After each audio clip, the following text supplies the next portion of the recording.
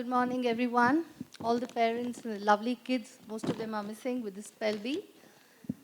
Um, Here, I'd like to tell that this is about how I changed the outlook of my 8-year-old. I got married and moved to Saudi Arabia, lived in Riyadh for almost about 17 years. Last year, I relocated to Chennai. And my son was suddenly thrown off balance. I mean, it was a culture shock, and everything was different. The environment, the people, the language, everything was different. So that was quite a challenge for me. And the bigger challenge came when somebody in the family started body shaming him because he was on the plumper side and started to comment on a daily food and stuff like that. Then he started crying when he faced a couple of his fellow students in the class telling him that he was a fatso. He used to come back crying to me. And myself being overweight from quite some time and constantly being criticized like overweight equal to your character. So that's when I took up a stand for my son. And I just told him, there is nothing wrong in being the way you are. God has made all of us in different shapes and sizes.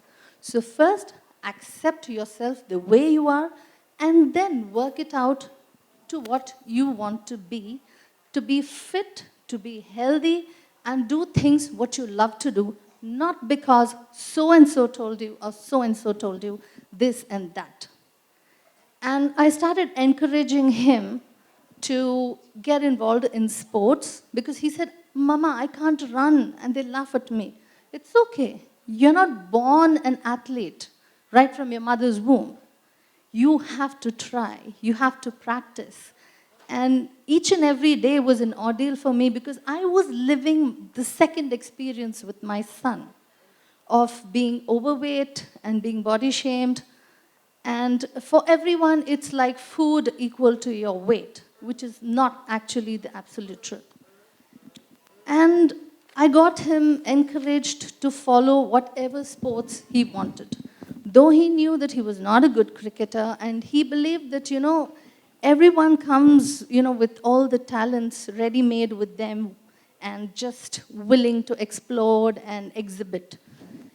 I started playing with him. I started showing him videos and asked him how he's supposed to observe certain players, how they do it. And believe me, like some of the moms here who said that kids actually turn out to teach the parents. He got so well versed with cricket and the players that the kind of, the knowledge he got about the strokes just by watching and hearing to the commentators and everything was amazing, and it shocked me. He knew so many players in just a span of a month or a month and a half. And from cricket, he moved to soccer. Soccer was something that he really didn't like at all. And he was like, I can't play football for nuts. People do it this way. I'm going to fall. I'm going to do this. And I took him once to his school. And there were these boys playing football during after school hours. I said, just go join them. And he was hesitant initially, but then gleefully he enjoyed.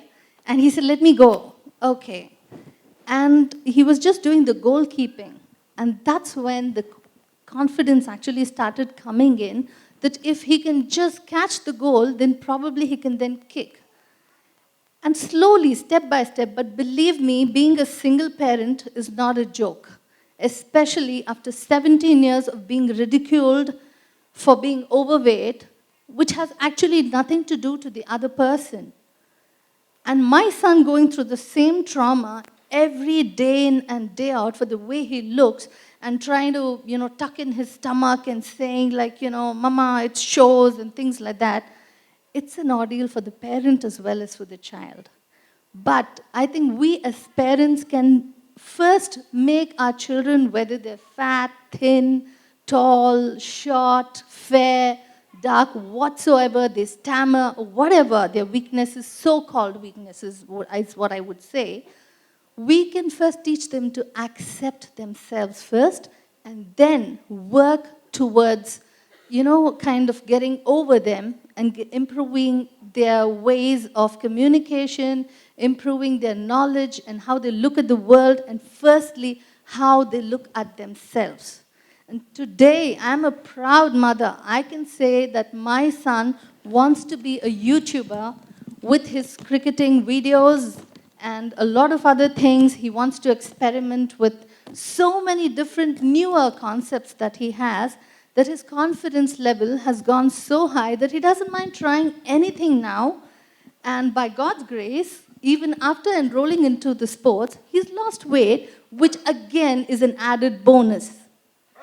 So my plea to all the parents is, I think it starts from home. It starts from us when we start telling our children, you're this or you're that, or comment on them for whatsoever, be it their habits, be it the way they look, or be it some activities they do. Children are children. To some extent, we have to let them grow according to their age, according to their years. And I do have people who tell me that you don't need to explain everything to a child. But I feel the millennium kids, especially today, they understand things far better than us.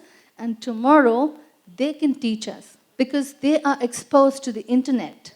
And internet has a knowledge galore which the kids pick up faster than us, and they can teach us. So I think we can have a more interactive session with the children. We grow and they grow along with us. We impart our knowledge, and also we have to think that, being parents does not mean that it's only a one-way traffic where we are giving them knowledge or we are guiding them or we are doing whatever. You have to also learn, get down to their level of understanding, explain things. There's nothing wrong in explaining relationships in a way that the child would understand, rather than, hiding things from him or whatsoever, and the child going out or child referring to the internet for any kind of information, and them getting the wrong information, processing it wrongly. I think we as parents also need to sit and talk about certain issues which are more domestic, about family, about relationships.